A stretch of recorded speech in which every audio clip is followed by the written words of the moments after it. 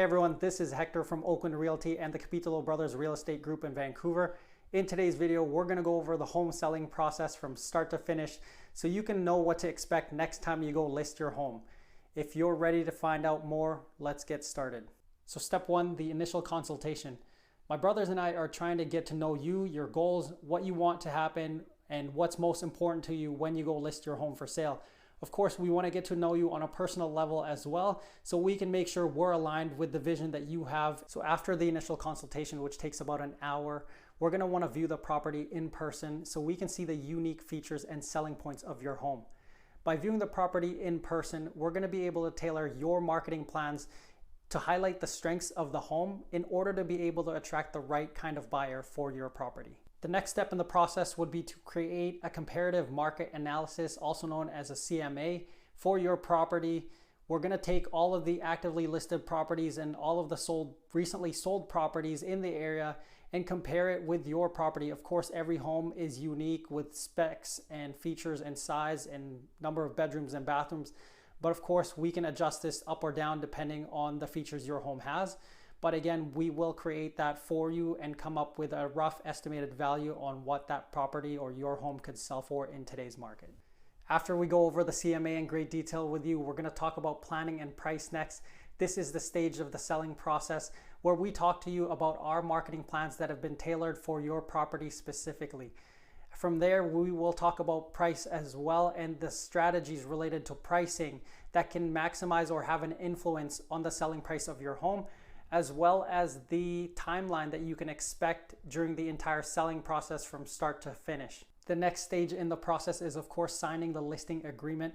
This allows us to put the home on the MLS as agents and agencies in order to market your home for sale to other brokerages and other agents. If you've never signed a listing agreement before and this is your first time selling your home, make sure you pay attention to this document because it does have a lot of detail that you're going to want to see. First, it has details on your property, the legal description of your property, the listing price, the listing duration, and how long you're going to be trying to sell your home for, as well as the commission structure and any other terms and conditions that you want in there. So pay attention when you're seeing this document for the first time. So the next two steps in the selling process are kind of tied in together. This is the preparation of home for sale.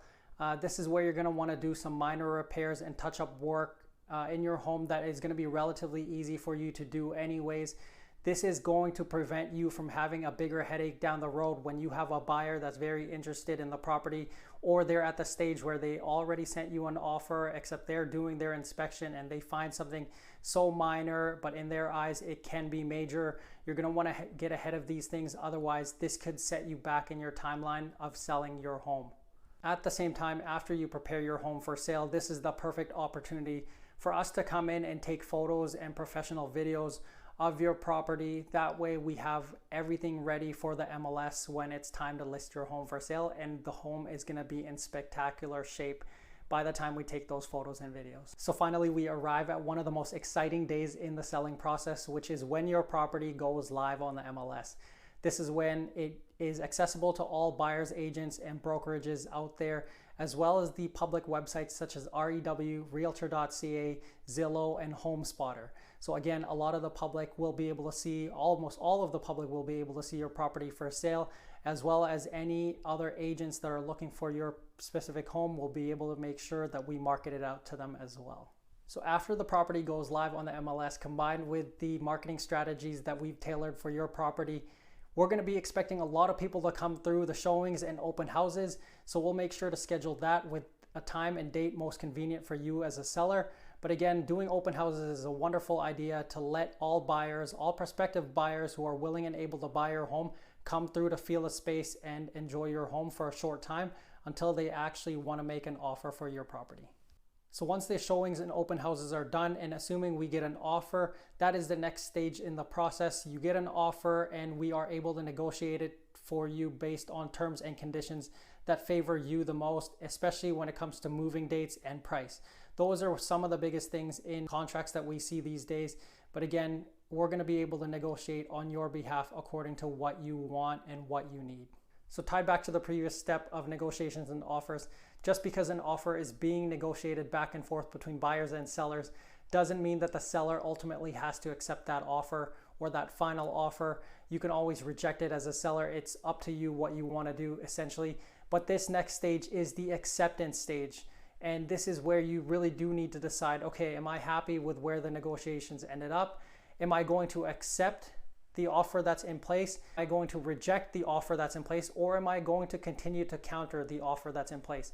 So again, this is an important part, and make sure your agent explains everything in detail to you when it comes to offers that you see. And one of the final steps, assuming you do end up accepting an offer, this is where you're going to allow for time for the buyers to do their due diligence on a home.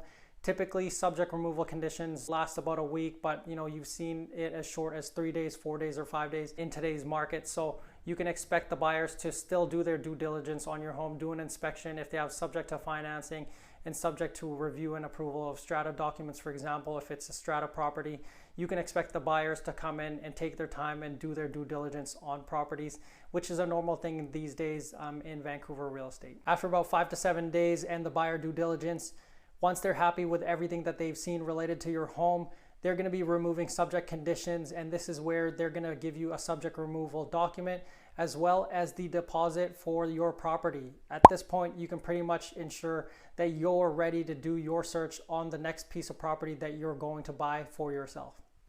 Well, that is it for now for the home selling process in 2024 in the Greater Vancouver area. If you have any questions about the real estate market here or in general, reach out to me by checking for my contact information in the description below.